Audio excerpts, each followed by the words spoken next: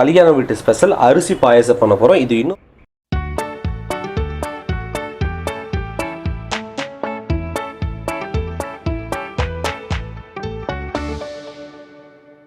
மக்களே, இன்னைக்கு நம்ம என்ன பண்ண போகிறோம் பார்த்தீங்க அப்படின்னா அரிசி பாயசம், கல்யாண வீட்டு ஸ்பெஷல் அரிசி பாயசம் பண்ண போகிறோம். இது இன்னொரு பேர் பார்த்தீங்கன்னா முத்தஞ்சன்னு சொல்லுவாங்க.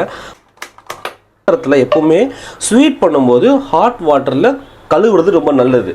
அதாவது கொஞ்சம் நல்ல தண்ணியை ஊற்றுனீங்க அப்படின்னா அப்படியே வச்சணும், 2 நிமிஷம் ஹீட் ஆகட்டும். ஏன்னா நம்ம கிரவுண்ட் வாட்டரில் அல்லது உப்பு தண்ணியில் கழுவுவோம். அது என்ன ஆகும் அப்படின்னா ஃபைனலாக பால் திரண்டு போகிறதுக்கான பாசிபிலிட்டிஸ் இருக்குது. ஸோ அதனால் எப்போவுமே லைட்டாக நல்ல தண்ணி ஊற்றி 2 நிமிஷம் மட்டும் நல்ல தண்ணியை ஊற்றி ஹீட் ஆனதுமே அலசி ஊற்றிட்டோம் அப்படின்னா நம்ம தாராளமாக பயப்படாமல் நம்ம என்ன பண்ணலாம் அப்படின்னா பாயசம் பண்ண ஆரம்பிச்சிடலாம். இது பாயசத்துக்கு மட்டும் கிடையாது, எதெல்லாம் ஸ்வீட் நீங்கள் பால் யூஸ் பண்ணுறீங்களோ அதுக்கு நீங்கள் இப்படி பண்ணுங்கள், நல்லாயிருக்கும். அரிசி பாயாசம் ஏற்றுறதுக்கு முன்னாடி என்ன பண்ணிட்டேன் அப்படின்னா நான் இங்கே பாசுமதி அரிசி எடுத்திருக்கேன். யூனிட்டி பிராண்ட் நான் எடுத்திருக்கேங்க.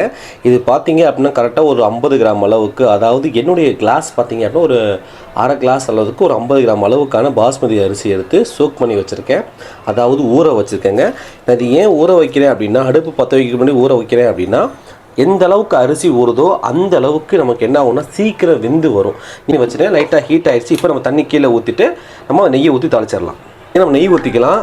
நெய் பார்த்தீங்கன்னா கரெக்டாக ஒரு 2 ஸ்பூன் அளவுக்கான நெய் ஊற்றிக்கலாம்.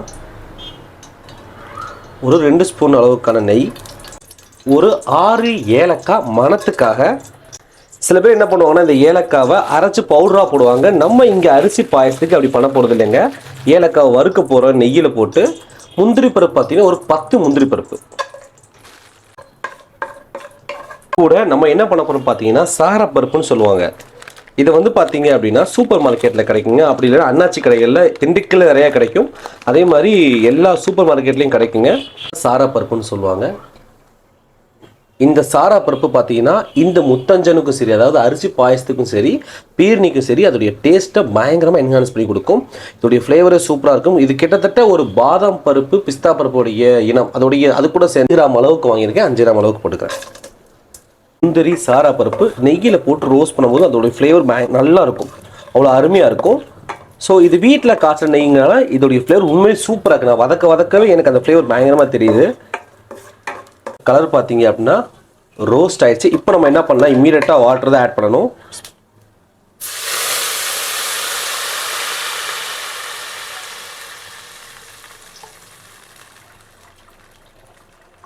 நான் இங்கே வாட்ரு பார்த்தீங்கன்னா ஒரு 250 ml ஆட் பண்ணியிருக்கேன்.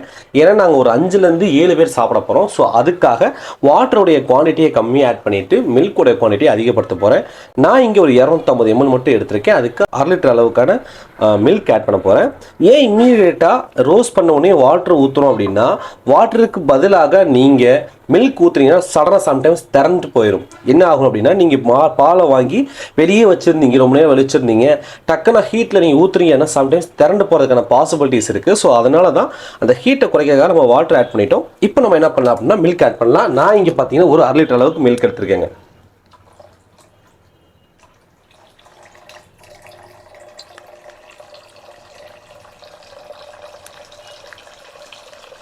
அவ்வளோதாங்க, ப்ராசஸ் ரொம்ப சிம்பிள். இப்போ இந்த என்ன ஆகும் அப்படின்னா இந்த பால் நல்லா கொதிச்சு வரட்டும்.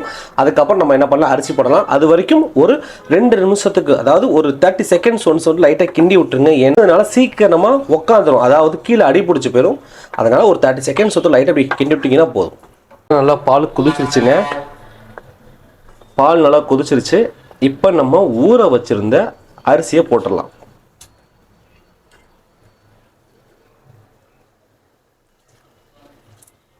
இந்த அரிசியை ஊற வச்சுருந்தோம். இது நல்லா உடஞ்சி வரணும். உடஞ்சி வர வரைக்கும் நல்லா வேக விடணுங்க. அவ்வளோதான். ஸோ நான் இங்கே ஒரு 1/2 லிட்டர் அளவுக்கு பால் எடுத்திருக்கேன், 1/4 லிட்டர் அளவுக்கு தண்ணி ஊற்றிருக்கேன். அதுக்கு ஒரு 50 கிராம் அளவுக்கு தான் என்ன பண்ணியிருக்கேன் அப்படின்னா பாஸ்மதி அரிசி எடுத்திருக்கேன். அரிசி பார்த்தீங்கன்னா நல்லா உடஞ்சி வரணும். நம்ம அரிசி போட்டுக்கோம்ல, இந்த அரிசி நல்லா உடஞ்சி வரணும்.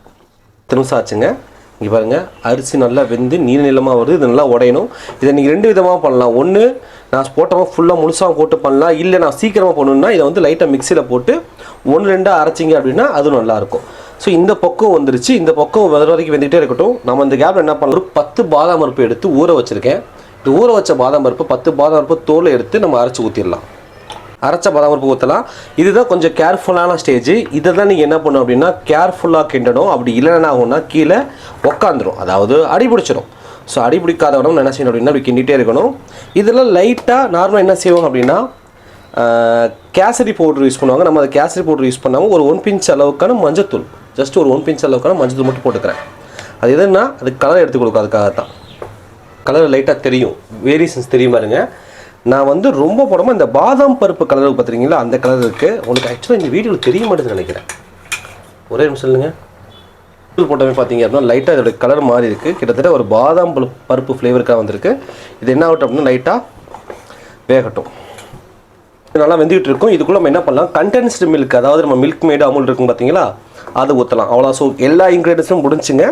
இது கூட நம்ம என்ன பண்ணலாம் அப்படின்னா மில்க் மேட், நான் இங்கே மில்க் மேடு வாங்கியிருக்கேன். கண்டென்ஸ்டு மில்க் மட்டும் ஒரு 1.5 ஸ்பூன் அளவுக்கு ஆட் பண்ணிக்கலாம். ஒரு 1.5 ஸ்பூன் அளவுக்கு ஆட் பண்ணிக்கலாம்.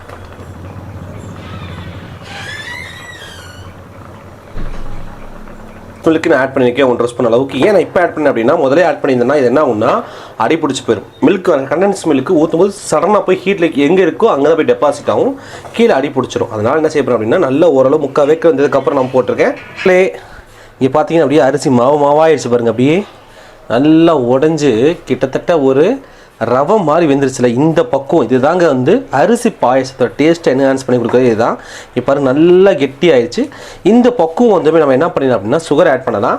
நான் இங்கே பார்த்தீங்கன்னா ஒரு 1/2 லிட்டர் பால் 50 கிராம் அளவுக்கு அரிசி போட்டிருக்கனால நான் வந்து ஒரு 100 கிராம் அளவுக்கு ஜீனி ஃபஸ்ட்டு ஆட் பண்ணிவிட்டு அது ஸ்வீட்னஸ் நான் பார்த்துட்டு எனக்கு பத்தலை நான் ஆட் பண்ணிக்க போகிறேன். உங்களுக்கு அதே மாதிரி தான் நீங்கள் ஆட் பண்ணி பாருங்கள். உங்களுக்கு ஸ்வீட்னஸ் போதுன்னா 100 கிராம் போதும், பத்தலை அப்படின்னு நீங்கள் எக்ஸ்ட்ரா ஆட் பண்ணிக்கோங்க. ஸோ அடுப்பை வந்து லைட்டாக சிம்மில் வச்சு தான் நீங்கள் வந்து சுகர் ஆட் பண்ணணும். குங்குமப்பூ போட்டோம் அப்படின்னா பக்காவான கல்யாண வீட்டு ஸ்டைல் முத்தஞ்சன், அதாவது அரிசி பாயசம் ரெடி. கல்யாண வீட்டு ஸ்டைல்